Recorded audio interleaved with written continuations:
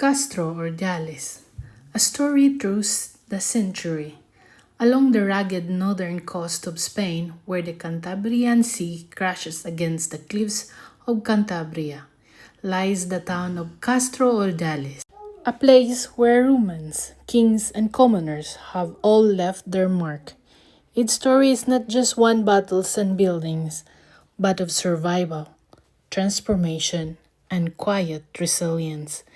Let us journey through time, from an ancient Rome to modern Spain, and discover the layered history of Castro-Urdiales, told through the eyes of those who lived it. The Roman legacy. In the 1st century AD, the story begins nearly 2,000 years ago, when Roman soldiers and engineers arrived at the Cantabrian coast. They were not the first to live here. The native Cantabrid tribes had already made their hills their home. But Romans came with ambition. They named the colony Flavio Brega in honor of the Emperor Vespasian from the Flavian dynasty. Its purpose? To mine the rich iron ore of the region and to serve as a trading and military outpost. Imagine Gaius, a young Roman blacksmith, hammering away in the coast wind, forging tools and weapons, unaware that the town he helped build would outlive his empire. Under Roman rule, roads were laid, aqueducts built, and commerce flowed. The harbor bustled with ships. Flavio Brega became one of the most important Roman settlements in northern Hispania. But empires fall, and by 5th century, the Roman world crumbled, leaving ruins beneath the future street of Castro-Urdiales. A medieval town is born in 8th to 12th centuries. For centuries, the region fell into obscurity. The Visigoths came and went. Then the Moors invaded Spain. Though their influence in the north was limited, it wasn't until Reconquista began, the long Christian fight with reclaimed Iberia, that Castro-Urdiales rose again. About 9th century, the town reemerged, now called Castro, from the Latin castrum, meaning fortress. Its strategic coastal position made it both vulnerable to pirates and vital to defense. Fishing became livelihood of the people, and the sea, both ally and enemy. The age of Gothic stone in 13th century. In the early 1200s, Castro's destiny changed again. The town grew important enough for the King Alfonso VIII of Castile to grant it a fuero, a charter that allowed self-governance and trade privileges. This marked Castro's entry into the elite circle of royal ports along the northern coast. That symbolized this growth. The people began construction of what could become the town's most iconic monument, the Church of Santa Maria de la Asunción. Master builders brought knowledge from across Europe.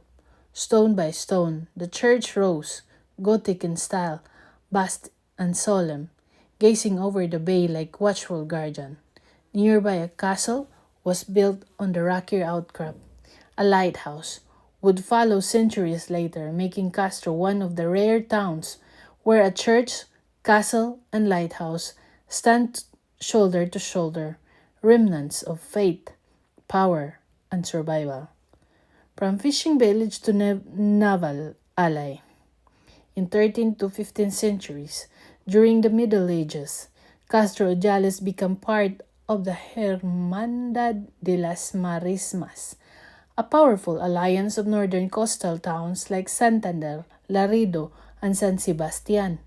They banded together to protect against piracy and promote maritime trade. Castro's port became well known for its anchovy and tuna fishing, a tradition that still defines the town today.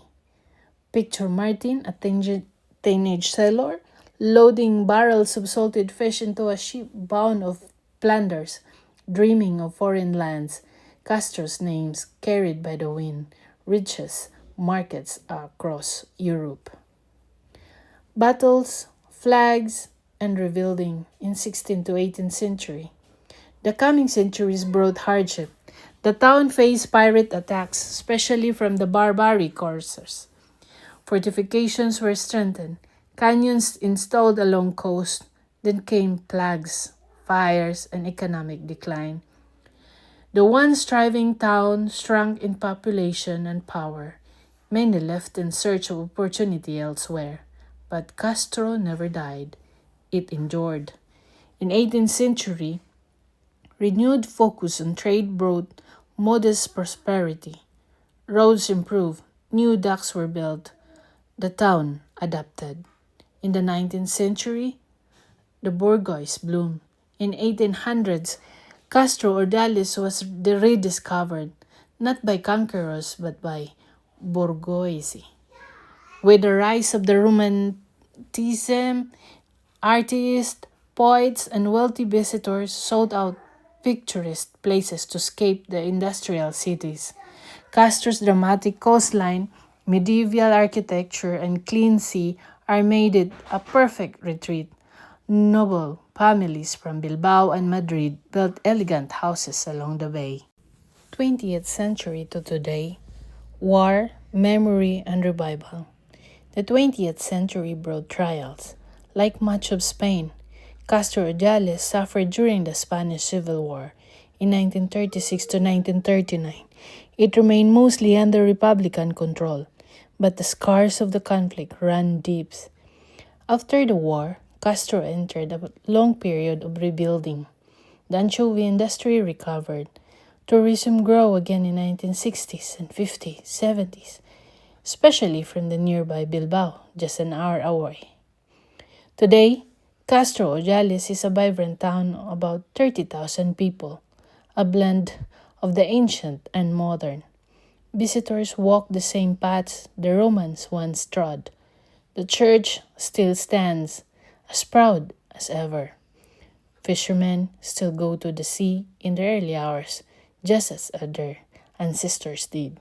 Castro-Urdiales is more than a postcard. It's a living timeline.